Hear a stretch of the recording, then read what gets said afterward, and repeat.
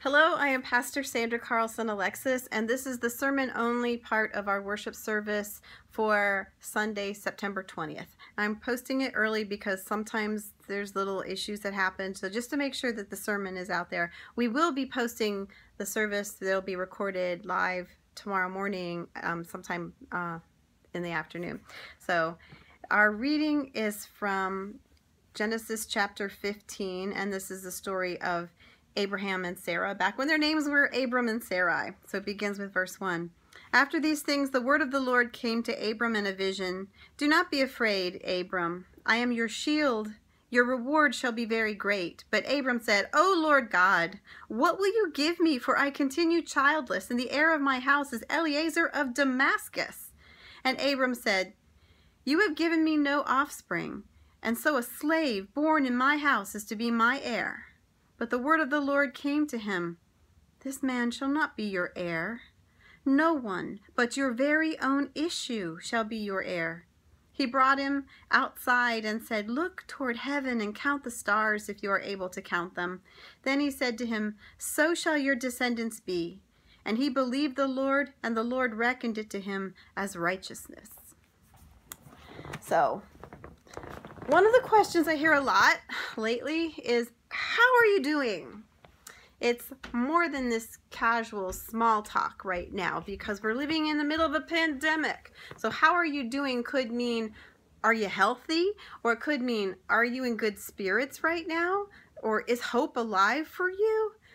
And some days I can honestly say, yeah, I'm okay. And other days, just no. For instance, Friday, I was doing okay, and then I heard about the death of Ruth Bader Ginsburg, and my spirit plunged. These days of the pandemic are like that. Just one more thing besides the pandemic can be the proverbial straw that breaks the camel's back. I like predictability more than surprises. I like to prepare and be ready, and sometimes you just can't. And this whole time that we're living through right now is a giant question mark.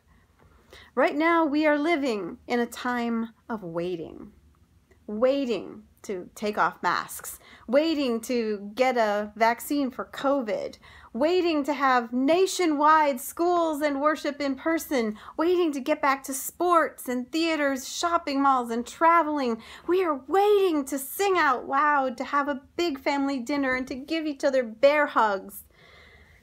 2020, I think, will be known as a really difficult year of waiting for the restoration of community and businesses, waiting to hit play instead of pause.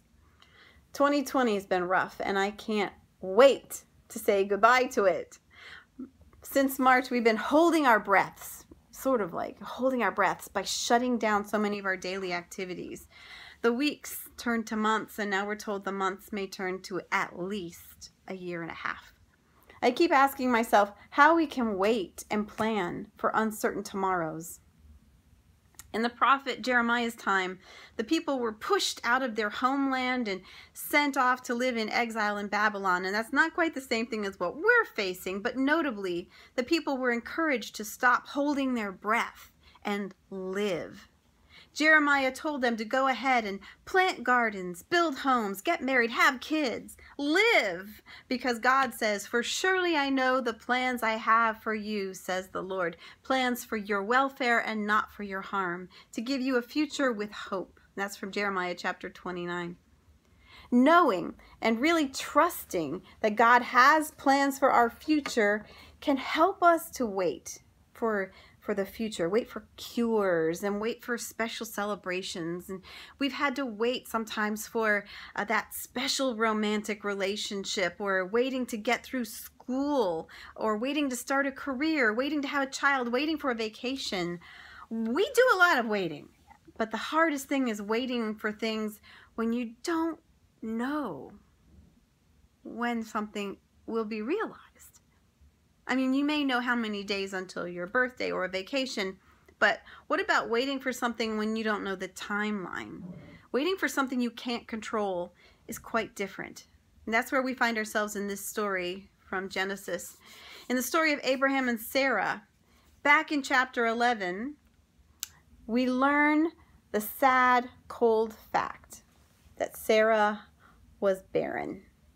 As painful as infertility is now, just imagine living in a culture where you were defined as an adult woman by your ability to have a child, and you had none. And you claimed to never have any, and you were barren. And there were no tests to take. There were no medicines that could help. Sarah is described by barren, which I think is a harsh word and one that I would never use to describe a human being.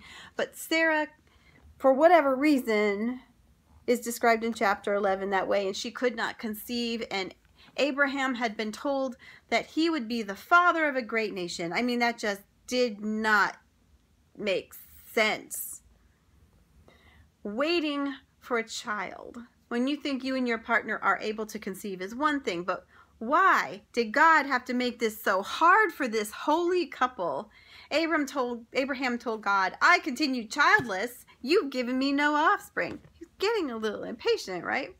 And then God reaffirms God's great promise to Abraham and Sarah that God will bless them with children as numerous as there are stars in the sky. And you have to think of what it must feel like for Abraham to hear that. Like, how? When? It just doesn't look like it's gonna happen for this couple as they're getting older and older and their biological clocks are ticking. Finally, in Genesis 21, when Sarah was 90, she and Abraham had their son, Isaac. So their waiting paid off. Now, I can't end it here because I can't just say, why can't you be more like them because they were good at waiting?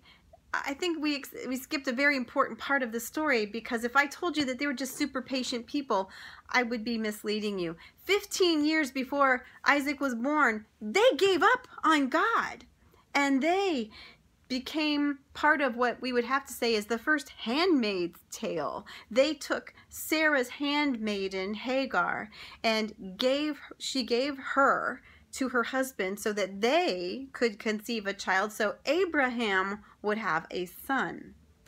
But that was not God's promise. God promised not just Abraham, but Abraham and Sarah would have as many offspring as there were stars in the sky. They just took matters into their own hands when God had a plan, and we have to make sure we're not trying to do things against God's plan. The hard part is figuring out what is God's plan and what are things that are human. This makes me think about times when we tell people to just sit down and wait, when it's not God's plan to wait, but human situations are asking people to hold their breath for something that they could change. And sometimes we just don't want to deal with something like, just wait. And it doesn't mean it's God wants you to wait. It's just like, I'm not ready. I want you to wait. And that's hurtful. And I am ashamed of one interaction I had with a former seminary classmate. When we were in seminary, unbeknownst to me, he was in the closet about his sexual orientation. I just didn't know him on that level, but so sometime along his seminary career, he was outed, and he was not permitted to be ordained at that time. And I saw him years later, and I just said, oh no, things are changing, just wait, your time is coming. And I thought I was bringing him good news that maybe things would get better, but looking back, I realized that asking him to hold his breath is not good news. In Martin Luther King Jr.'s letter from a Birmingham jail, he responded to white pastors telling him he should be patient with this whole civil rights movement and wait for justice. And King responded in a really pertinent and beautiful long letter, part of which says, "There comes a time when the cup of endurance runs over and men are no longer willing to be plunged into an abyss of despair. I hope, sirs, you can understand our legitimate and unavoidable impatience. Asking people to hold their breath and wait for equality and justice is not waiting on God, who long ago called for both, but waiting on people who are slow to change." And that's where we have to really ask ourselves if whatever situation we're facing is God's plan or our plan that we're not ready for. So God is setting us off on a journey away from routines like what God sent Abraham and Sarah away from their homeland for. He sent them into an environment of trust. We are unquestionably in a time of trusting and waiting, but we need to continue to ask ourselves if we're waiting for God's plan or if we are waiting because we are not invested in positive change. Remember the words of the Serenity Prayer. God, grant me the serenity to accept the things I cannot change, courage to change the things I can, and the wisdom to know the difference. Amen.